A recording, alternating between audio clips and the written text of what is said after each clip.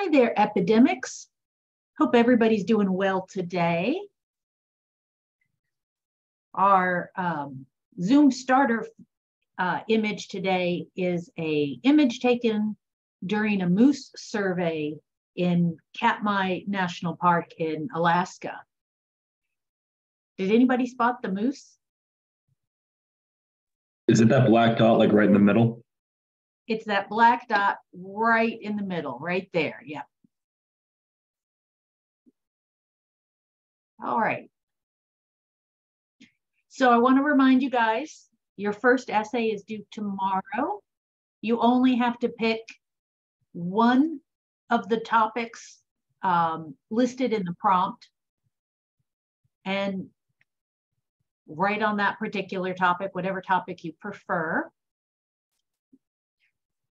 I will post the next assignments tomorrow, and those will be due on Friday, February 24th.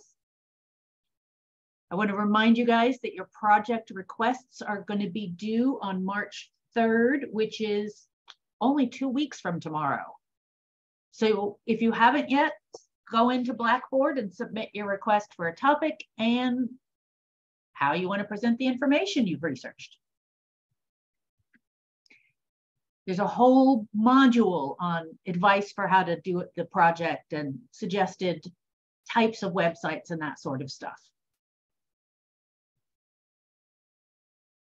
So last time we kind of went over the disease of smallpox, the course of the disease, the really, really high fatality rate of people who got infected, and the very high rate of people who were exposed who got infected. What I want to talk about now is the arrival of smallpox in the Americas. So before Columbus, it doesn't appear that smallpox had arrived on the North American continent.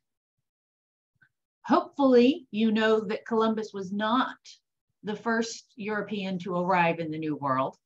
But it doesn't look like the prior Europeans, they didn't establish permanent settlements and they just kind of visited, and it doesn't seem like they brought smallpox with them. The people living in the Americas were what we call, they had never been exposed to the disease. So when the smallpox arrived, it's what's called a virgin soil epidemic. What this means is this is the first time a population sees a disease. They have no innate immunity for it. They've never been exposed before, so they're highly, highly vulnerable. And what tends to happen at the beginning of an epidemic like this, where a new disease is coming in, is this is the time period where you tend to have the highest rate of infection and the highest mortality rate. Now, smallpox was not the only disease being brought over by the Europeans. They brought several other diseases with them that were also virgin soil epidemics. So we had smallpox, but we also had measles and see, do I have the list here?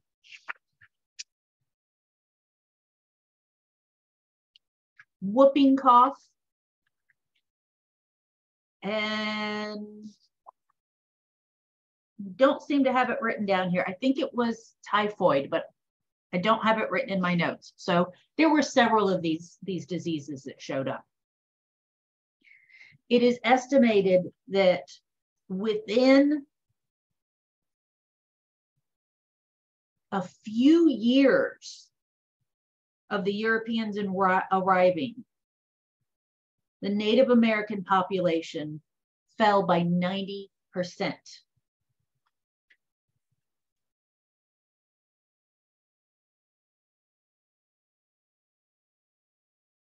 Let's say within a few decades.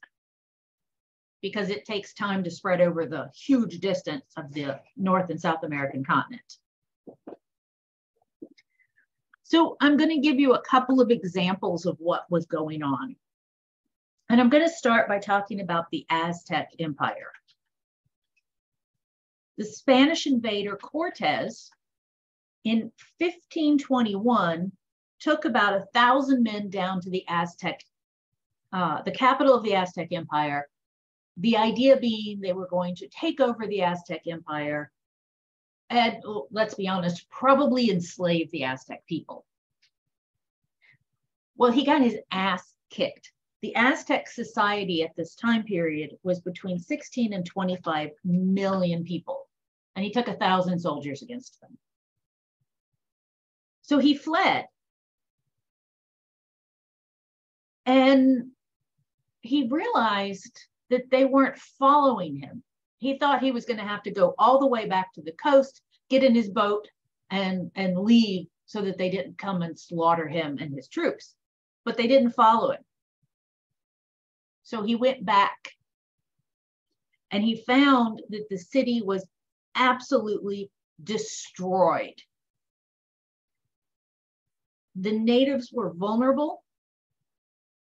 The Europeans had some immunity from prior exposure and probably some genetic advantage due to the long time period of exposure that Europeans had had. So the people who survived smallpox and reproduced, it was more likely that they would have some kind of gene that offered resistance to smallpox. This was essentially the end of the Aztec Empire. They were wiped out, not completely, but really knocked down due to smallpox.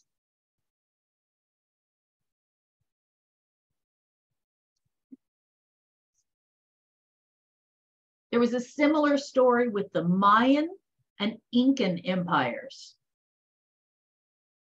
Primarily, it was smallpox and measles that did the most damage. The survivors often were not able to maintain their culture, their way of life. They'd been living in cities with farms and, the kind of lifestyle that we think of as what the Europeans lived. The Native Americans were living similar lifestyles. They weren't as technologically advanced, but they had complex societies. And the survivors tended to not do very well. If they could figure out how to feed themselves, they would often have PTSD. Can you imagine 90% of your community being wiped out in a couple of years? This same story would repeat when the British invaded Australia and when they invaded New Zealand. Now, the Europeans realized that their diseases were helping to wipe out the Native Americans, which gave the Europeans all of this unoccupied or only barely occupied land. A lot of this space was cleared of peoples. Yes, it was a horrible thing, Nutmeg. Sorry, talking to the cat. So in North America, during the War of 1763 between England and France for control of North America, the British troops received a letter, quote, "Could it not be contrived to send the smallpox among those disaffected tribes of Indians? We must, on this occasion, use every stratagem in our power to reduce them. So they were literally talking about biowarfare using smallpox to continue to reduce the number of Native Americans.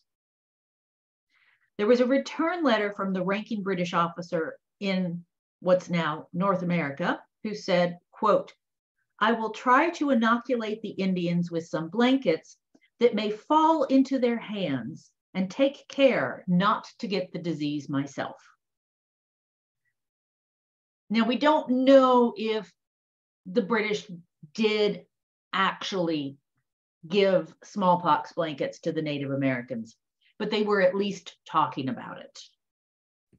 I was gonna ask that actually, just because like inferred that we did not like the Native Americans being here and tried to wipe them out in a lot of different ways. So yes, that is absolutely true.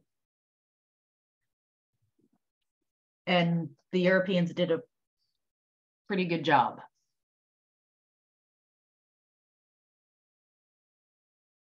Okay.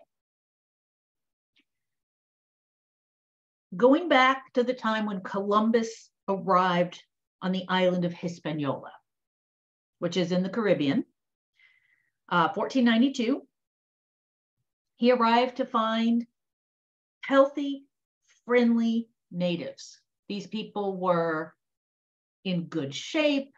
They were welcoming.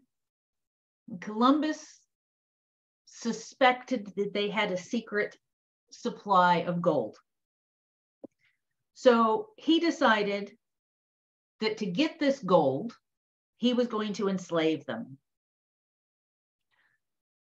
The problem was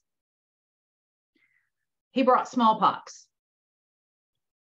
And this reduced the population of Hispaniola from an estimated 1 million to 15,000. So there were not enough survivors for Columbus to enslave them and get them to help dig for gold. So Columbus started importing African slaves.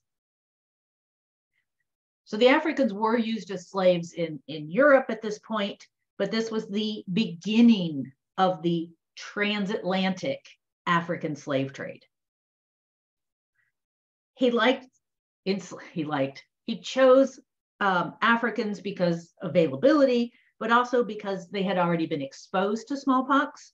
So they had some immunity to it. So they weren't going to be wiped out at quite the high numbers that the natives were.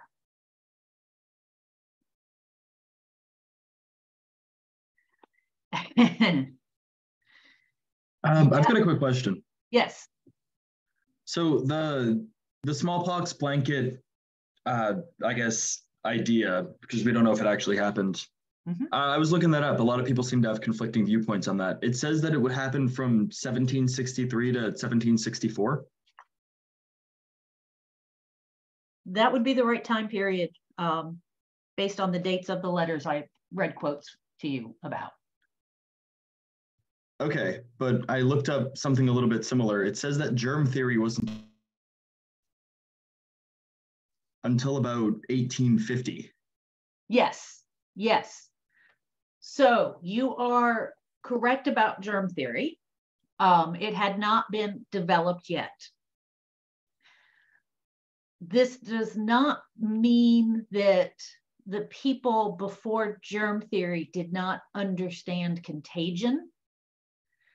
So they understood that blankets and clothing used by people who had smallpox would tend to cause smallpox in somebody else who used them if they were particularly vulnerable. What they didn't know was how this worked. So that's what germ theory really got to, is an explanation of how this whole process worked.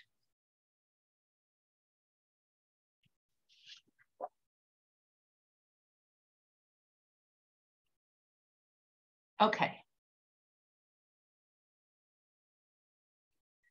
Yeah, Eric, I think we celebrate this man because nobody learns the dark side of history in public schools.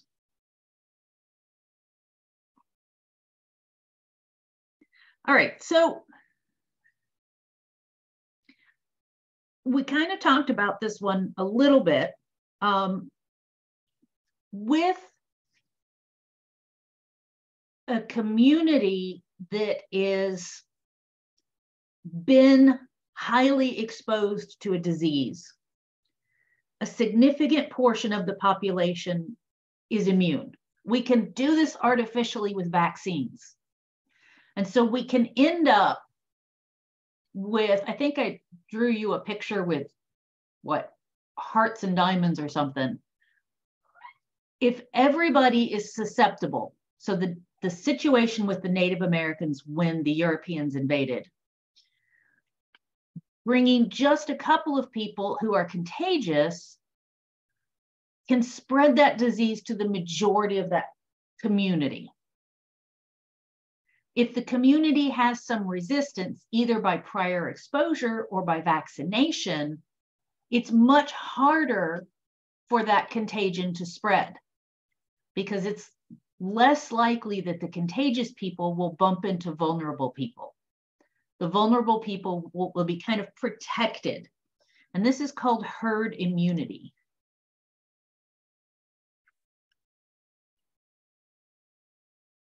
We think we're starting to see some of this with COVID. This last surge was not as bad as previous ones. So we think that there is some immunity in the community, both through vaccinations and from having COVID before. Fingers crossed, it keeps going. What tends to happen pre-vaccination, the people who are most immune tend to be immigrants to the area, adults who did not contract smallpox when they were children, and of course, children. So herd immunity resulted in smallpox becoming a disease of childhood. And there would be periodic episodes, periodic outbreaks as the susceptible population rose above what we call the herd immunity threshold. So this threshold is the percent of the population that needs to be immune for the disease to not cause an epidemic in that population. And it varies from disease to disease. So with smallpox, we need 80 to 85% of the population, to be immune in order for it to not spread and start killing a lot of people. Measles is close to 90%. So it spreads at, why can I not? Oh, I keep hitting the enter. Sorry. Measles is close to 90%, so it spreads even more than smallpox. Whooping cough is about 95%. Whooping cough spreads like wildfire. These numbers are our best average. Different communities are going to have different exact numbers, but we don't know what those numbers will be unless we do the experiment, and nobody's doing those experiments.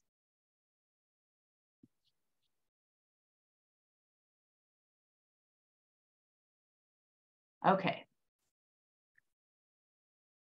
All right.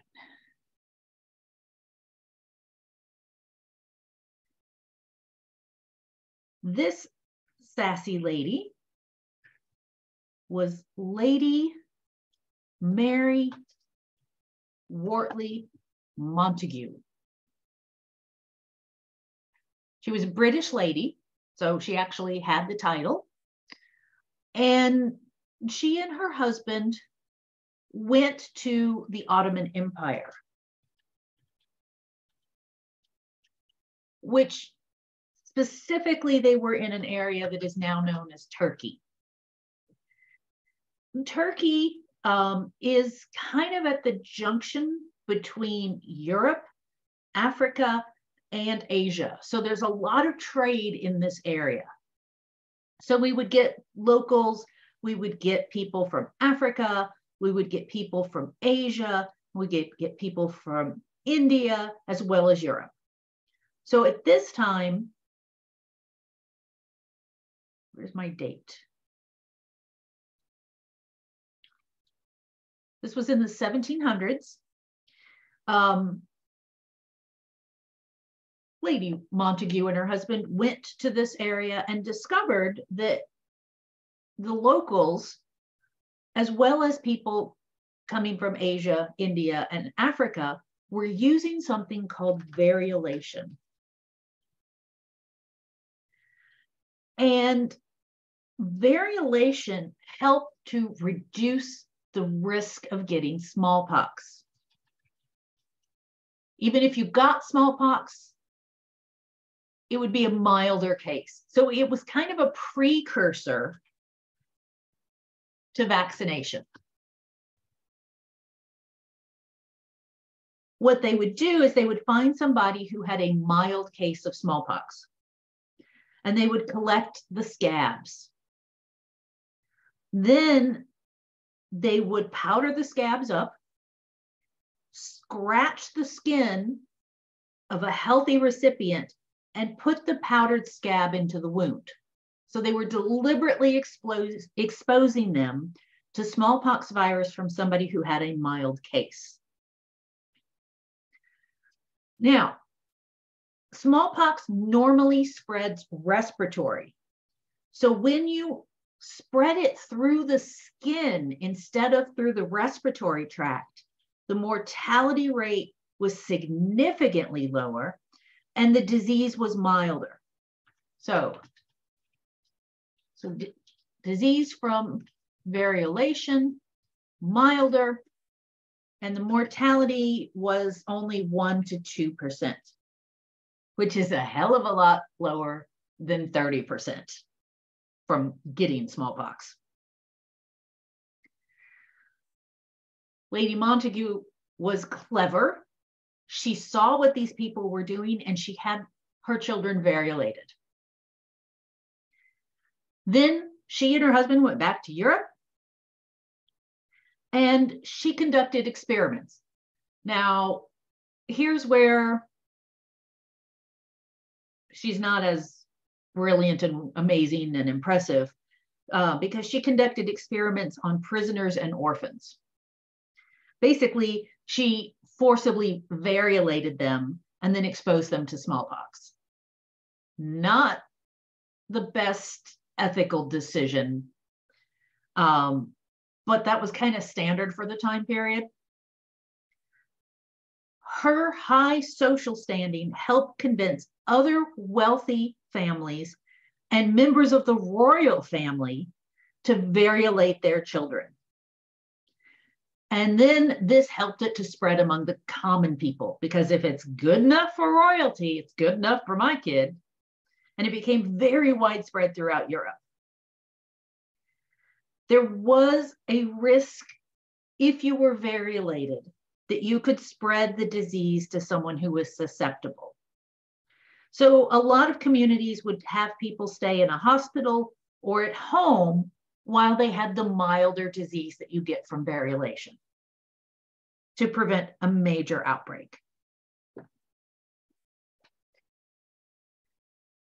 George Washington heard about this, and he had all of his troops variolated as well. This was really important because smallpox was still much more common in Europe than in the Americas.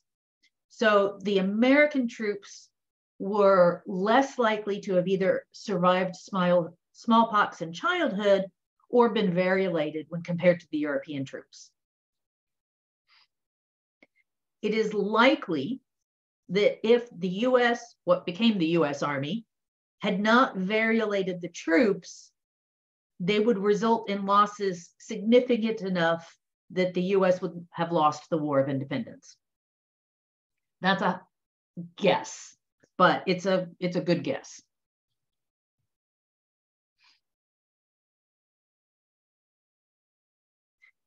So, variolation is not vaccination.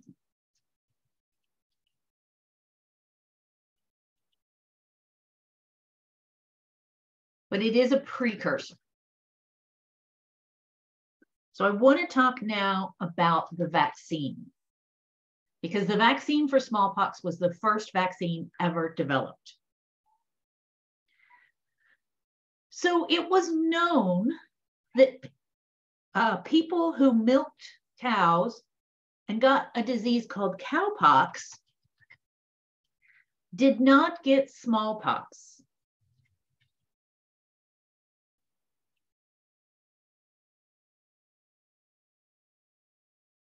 And cowpox in humans was not nearly the severe disease that smallpox was.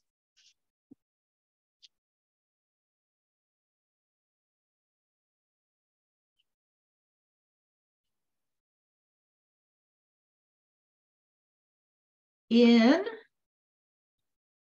the 1790s, around 1796, Dr. Edward Jenner observed that the people who handled cows did not get smallpox, made the deductive leap, that cowpox protected against smallpox, and in 1796, he inoculated an 8-year-old farmhand, yes, 8-year-olds worked on the farms, named James Phipps, from a cow named Blossom.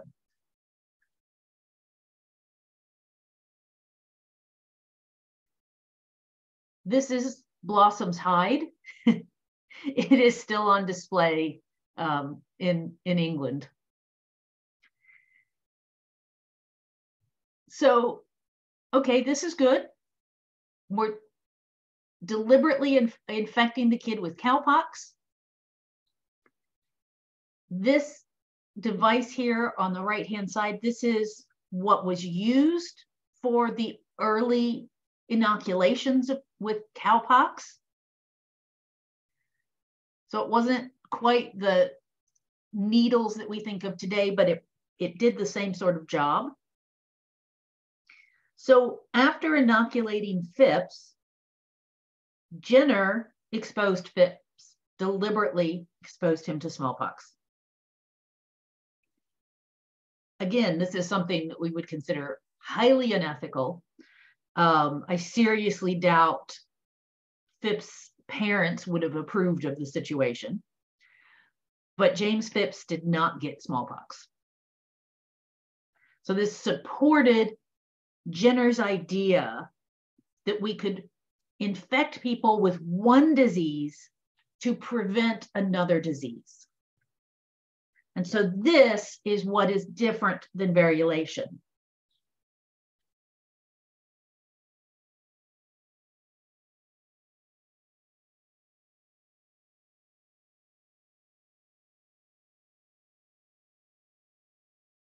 Now, we're going to talk about vaccines Tuesday.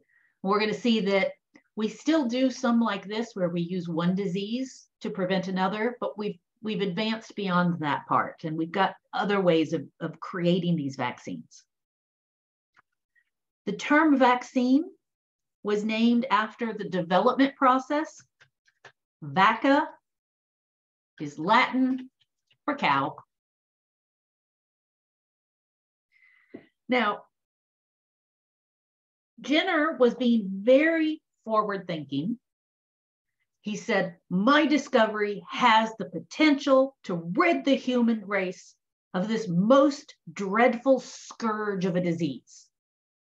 He wasn't very modest, but he was right. Vaccination held little risk to the individual and no risk of causing an outbreak.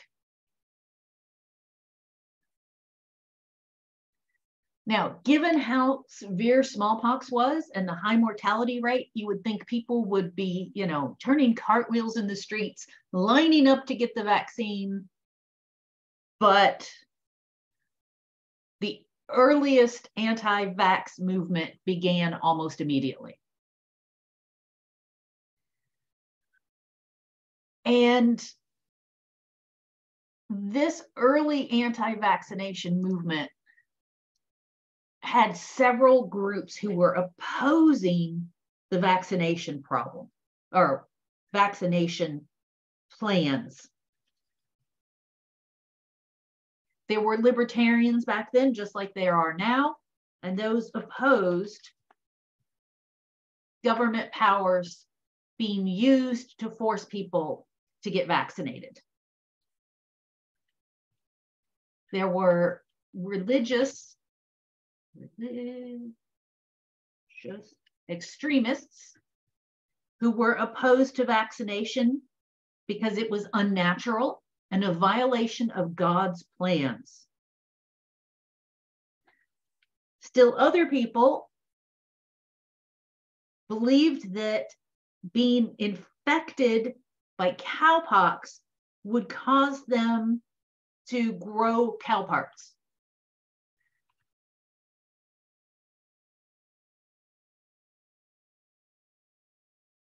Either the parts of the cow or, apparently pretty much whole cows. And you can see that here. They're showing the people getting vaccinated and then cows sticking out. This woman has horns, which, all of this sounds familiar today. We have people who are opposed to the government requiring masking or requiring vaccinations. We have people who are opposed to it because they think it's unnatural. They think that the COVID vaccine will mutate human DNA, which it will not.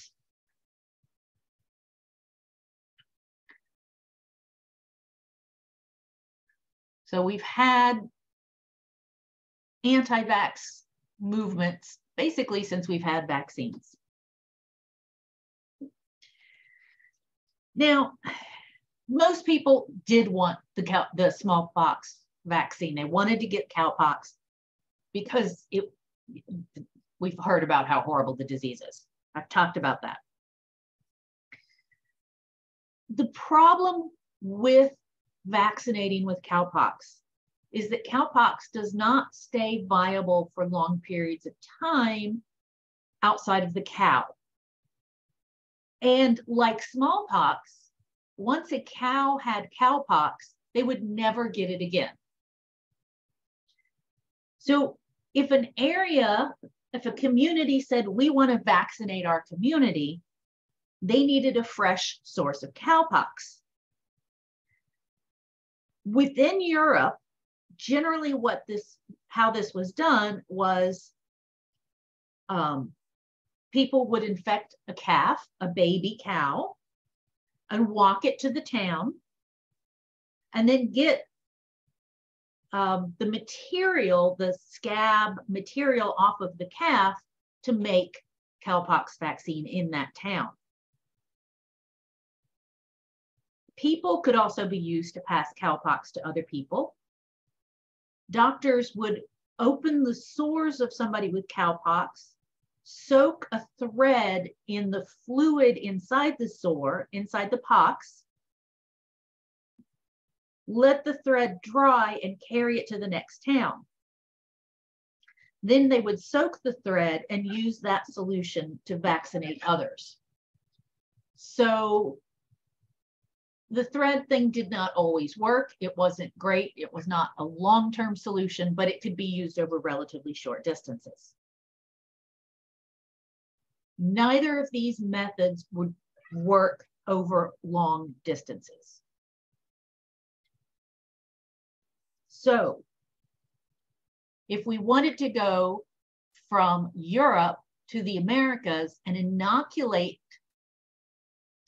the colonies in the Americas we had to come up with a way to transport cowpox. And so, where's my names?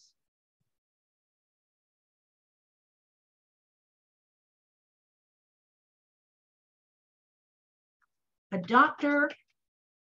Francisco Javier de Balmis, I'm not quite sure, and a woman named Isabel Zindal Gomez were charged by the Spanish government for carrying smallpox across the ocean in 1803 to the Spanish colonies in the New World. So at this point, crossing the Atlantic could take months. This was not a short trip. If you had vaccinated a calf, by the time you got to the New World, it would no longer have cowpox. It would be healthy again. So what they did was they used 24 orphan boys. Right before they left Spain, 2 of the orphans were infected with cowpox. 9 to 10 days later, the ship's doctor would get fluid from the sores of those boys and pass it on to 2 more boys. And then 9 to 10 days later, they would pass from those 2 boys to the next 2 boys. And they carried the vaccine this way from Spain to the coast of Venezuela.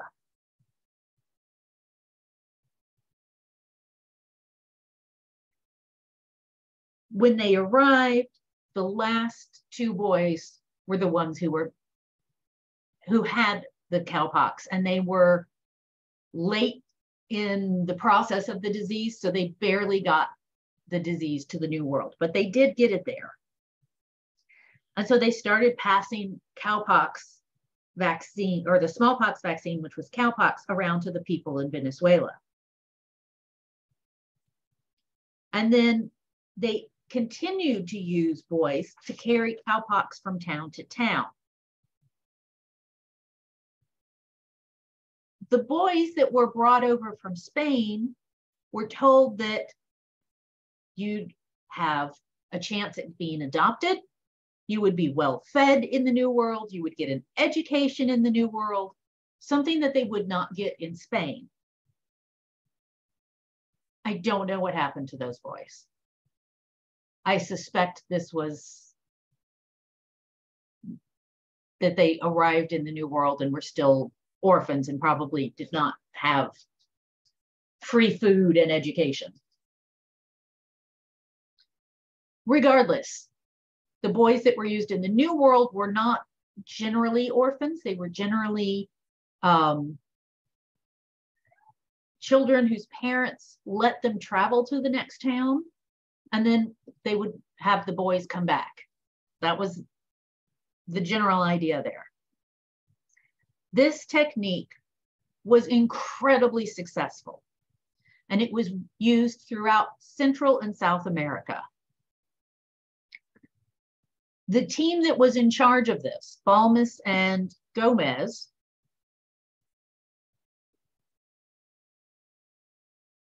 carried the virus across South America, Central America, to Acapulco. And they were like, well, we've spread the vaccine all throughout this country. We're on the Pacific Ocean. Why don't we carry it across the Pacific to the Philippines and from there to China? It is estimated that this team, these 2 adults and people that they would hire temporarily, managed to vaccinate hundreds of thousands of people around the world in less than a decade without modern transportation or refrigeration. So we can argue about the ethics of how they did it, but what they did definitely saved hundreds of thousands, possibly millions of lives. Today, cowpox is a rare disease. Humans very, very rarely get cowpox, and usually it's transmitted between the cow.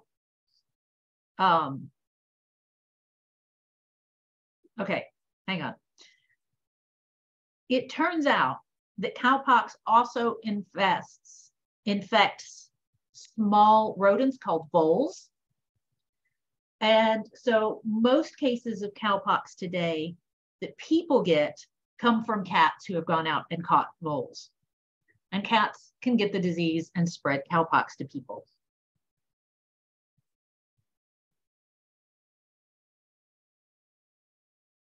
All right, so it's a good time to have our little breakout group. And what I would like for you guys to talk about today is some of the ethics. The ethics of things like testing variolation on prisoners and orphans, and using orphans to carry cowpox across an ocean and to a different part of the world, and what probably happened to the kids. We don't know for sure, as far as I can tell. All right.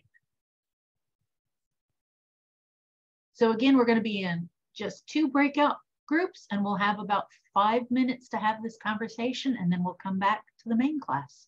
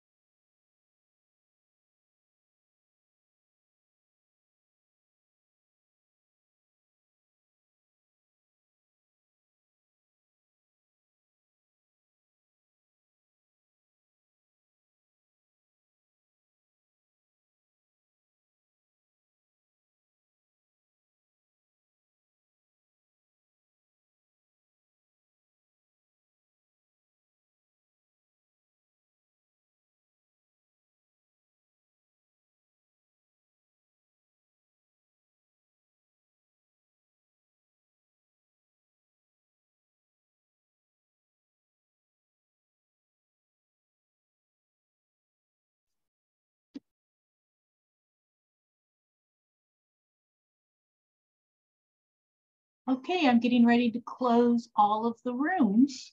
So wrap up whatever you're talking about. We'll come back to the main class.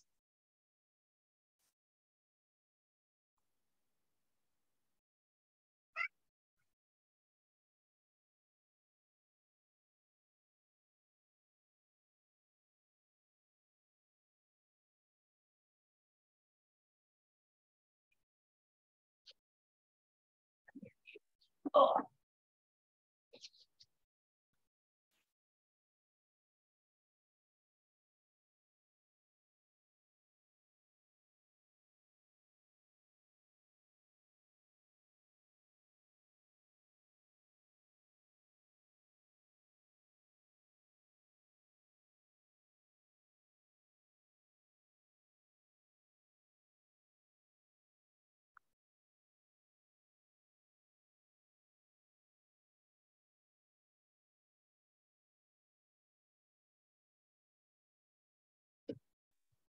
Okay, so what did you guys talk about? What do you think?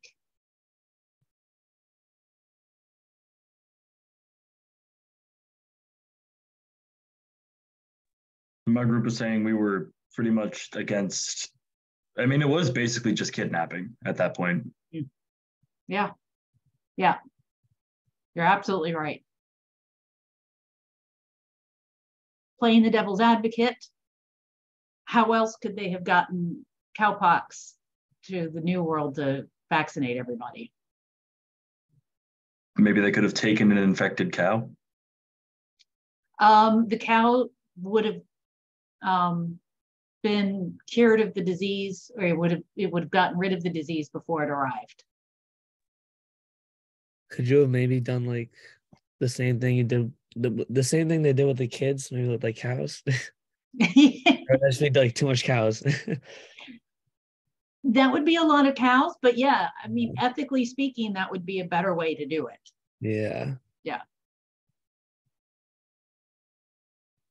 Anybody else want to chime in, or does everybody all agree that it was basically kidnapping? Yeah, our group also said that it was very unethical. And do you know why they pretty much like only used like young boys? Like, didn't Jacob, the doctor, like he only used like a young boy to like start the vaccine? Because yes, it was because that age group was less likely to have been exposed to smallpox already. And if you have had smallpox, you are not going to get cowpox. So they needed to get people who would get the cowpox and get the blisters forming and everything so that they could pass on the virus.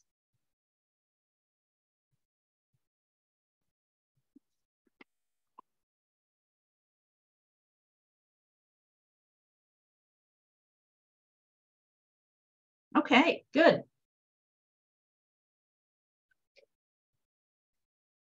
So as far as we know, smallpox vaccination lasts about 20 years.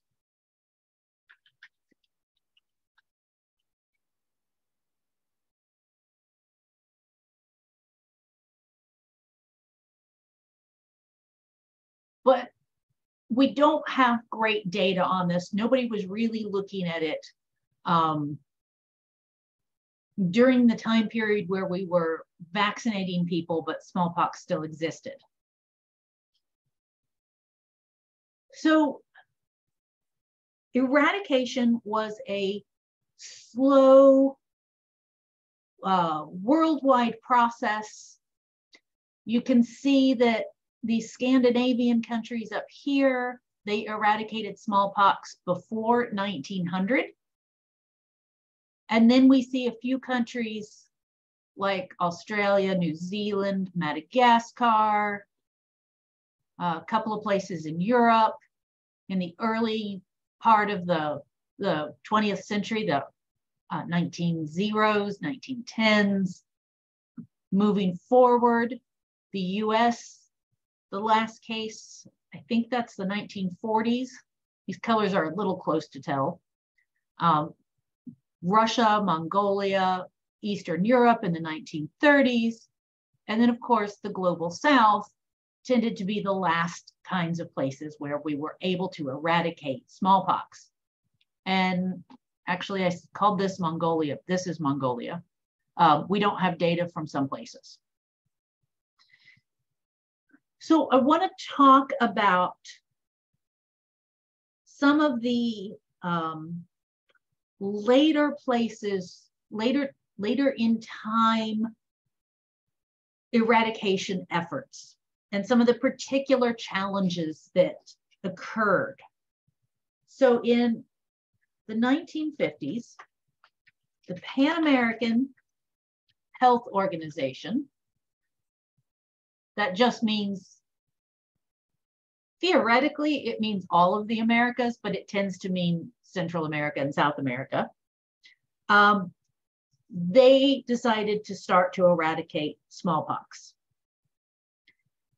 They had some success during this time period. You can see these paler orange areas eradicated smallpox, but lots of South America and did not. In 1959, the World Health Organization, the WHO, said, okay, we're having 2 million deaths a year. We are going to eradicate smallpox worldwide. So they came up with a plan for global eradication. It was off to a slow start. They had to get vaccines.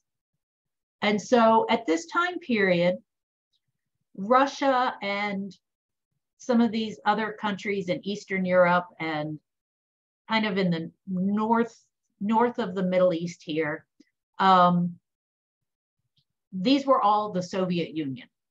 And the Soviet Union and the United States were big enemies, big enemies.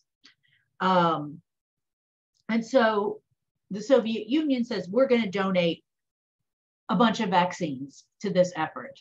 And the United States says, well, if they're donating vaccines, we're going to donate at least the same number of vaccines. So those two countries provided about half of the vaccines that were needed for this effort.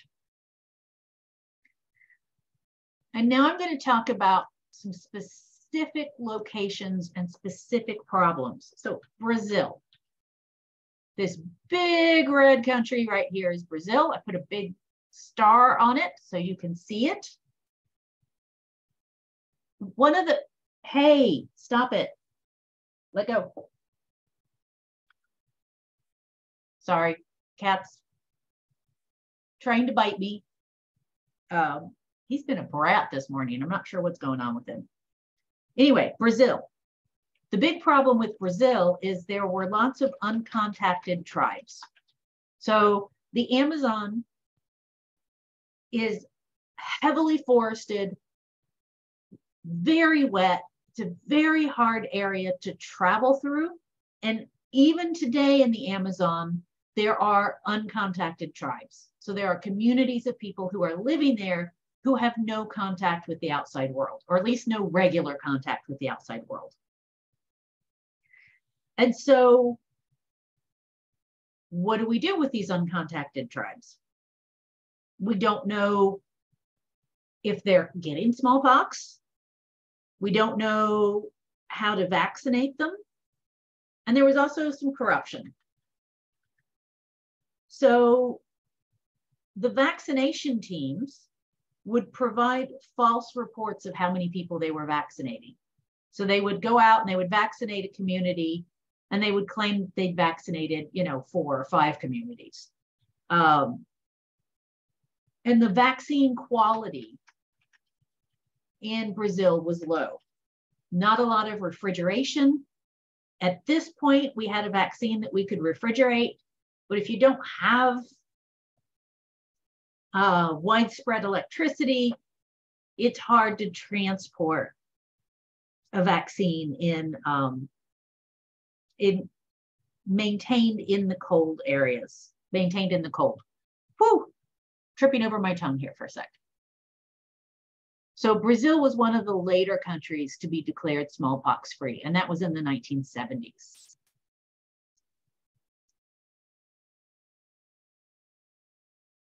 Okay.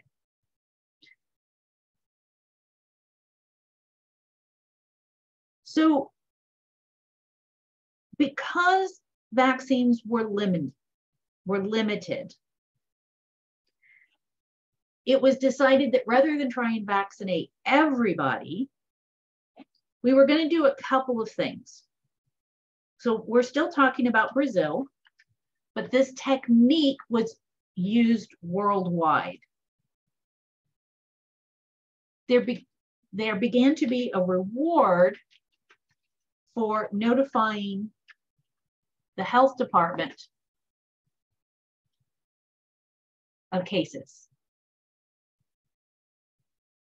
It's easy to spot somebody with smallpox. They've got these poxes everywhere. So they report them to the health department, and then the health department vaccinates everyone they can track down who interacted with the patient with smallpox. So this creates a ring of protected people who are unable to spread the disease.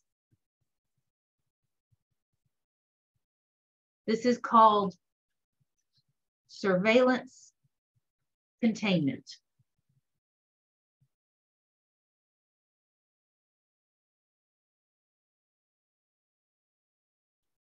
South America, the whole continent was certified free of smallpox in 1973. There had not been a reported case in 2 years, which was what was required.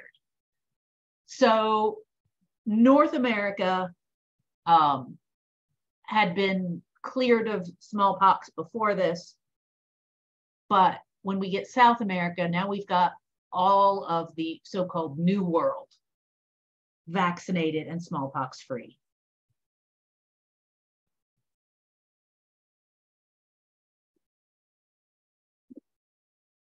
The next challenging country,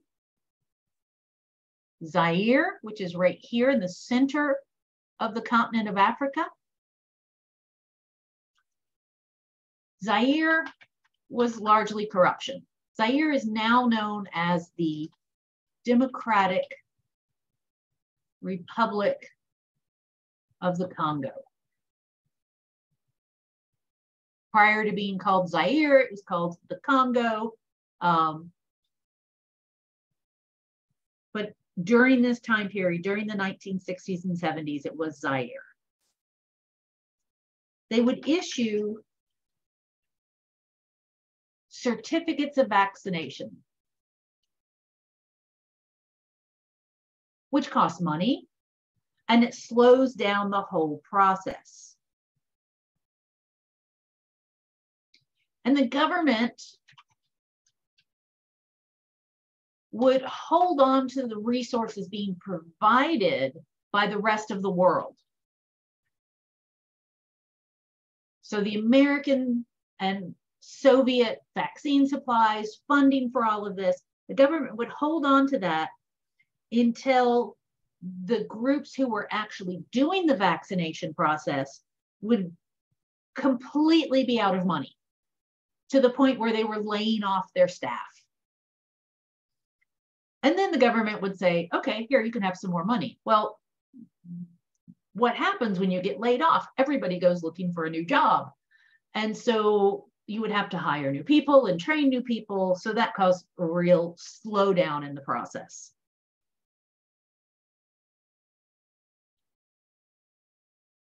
Then there was Southern Sudan. So this star is on what is now the country of South Sudan, which used to be combined with Sudan right here. So these two countries were one during this time period. This was a war zone. It's hard to vaccinate people in a war zone.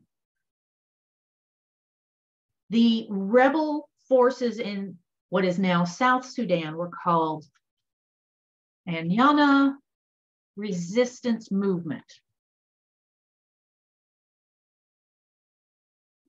And they wanted to vaccinate people in their area, but the government wasn't welcome. So what they would do, they were getting supplies coming into their country from Uganda, which required foot transport of 7 to 10 days through wilderness. So harsh conditions, very difficult process to get things to these rebels. Because this was still technically part of Sudan, the Sudan government was not welcome in the South Sudan area. The World Health Organization could not legally provide vaccines to the Anyanya resistance movement, the ARM. They couldn't legally provide it. So what happened? The World Health Organization staff in Uganda mysteriously lost vaccines. So what they were doing was the WHO staff in Uganda were illegally supplying vaccines to the ARM rebels, declaring them lost.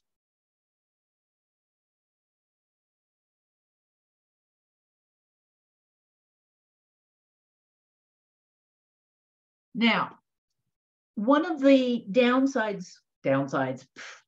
small downsides to the smallpox vaccine is that it leaves a scar like this.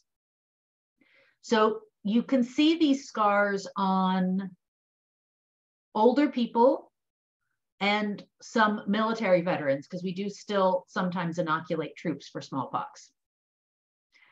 But young people don't have this. I was one of the last people in the US to get a smallpox vaccine. I've got the scar on the back of my arm.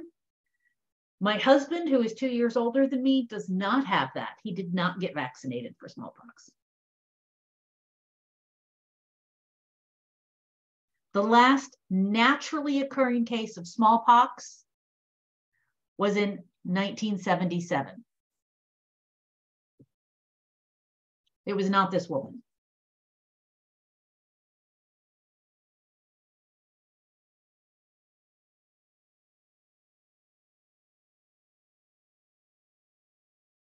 It was actually in Somalia, which is also on the continent of Africa. So that was the last continent to be cleared.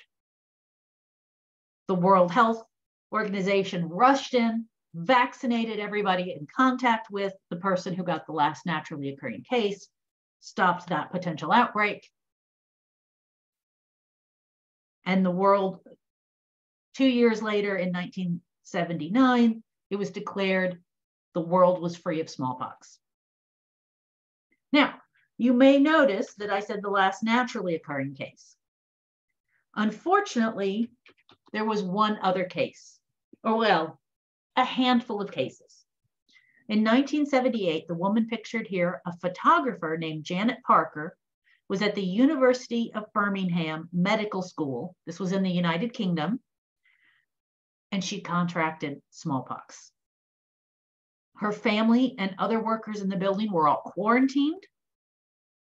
Her mother got smallpox from her.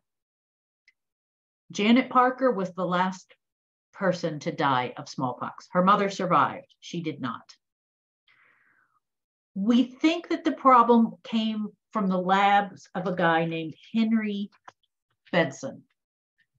Bedson was doing research on smallpox, and he was doing it under conditions that fell below what the law required. So if you recall, I talked about doing HIV research in a BSL-3 situation, and I described what a BSL-3 is. Well, Bedson was doing a lot less than that. If you want to work on smallpox, you're not going to be in a BSL-3, which is what you use for HIV. You're going to be in even more stringent containment situation. So Bedson was working on smallpox. He had very poor lab safety practices, poor ventilation, and it's believed that somehow smallpox got in the ventilation system and Janet Parker was exposed to it. Bedson was then quarantined at home, where he committed suicide. So I guess technically he was the last death that can be laid at the door of smallpox.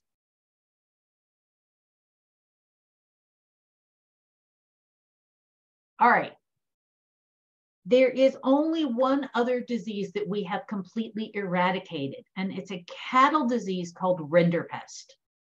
If you think smallpox was bad, rinderpest was a highly, highly contagious disease. It would kill off 90 to 100% of exposed animals. So it affects cows, it affects goats, it affects a lot of wild hoofed animals. So not zebras or horses, but camels, lots of antelope species. A lot of the wildlife in Africa was knocked down. It was carried to Africa in the late 1800s, nearly wiped out all of the cattle, the Cape buffalo, the eland, the wildebeest, many small antelopes. It's believed that the populations have never fully recovered from this. Of course, we're not helping by destroying their native habitat, we being the human race. In the 1700s, rinderpest killed 200 million cattle in Europe. It was finally eradicated in 2001.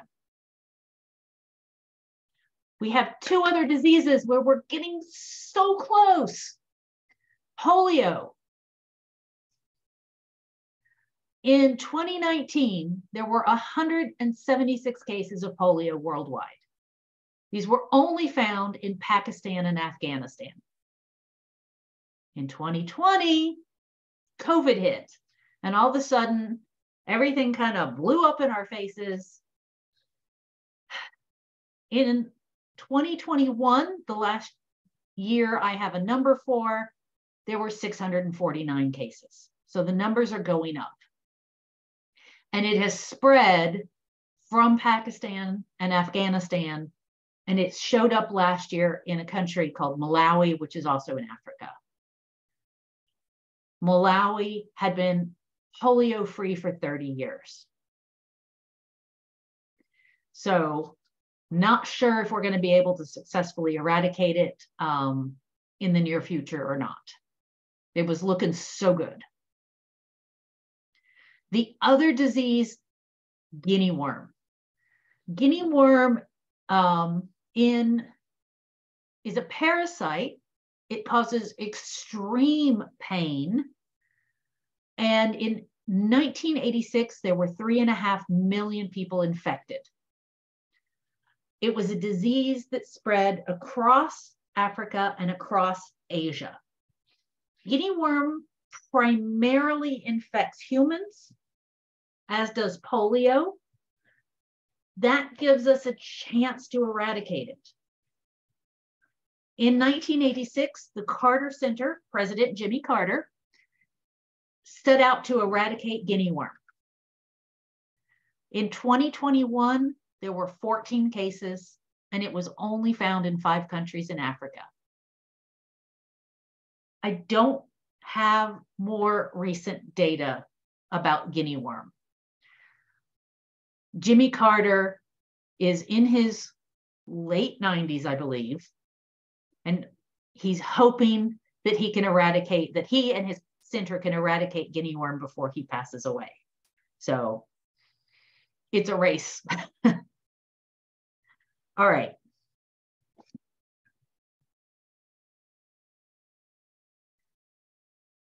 So that's where we're going to stop today. We're going to come back next week and we're going to talk about how the immune system works, and we're going to talk about how vaccination works. Do you guys have any questions before we head out? I'm all set. Have a good day. Okay. Thank Thank you, you. everyone. All right. Thank you. Bye, everybody. Bye. Bye. Thank you. Bye.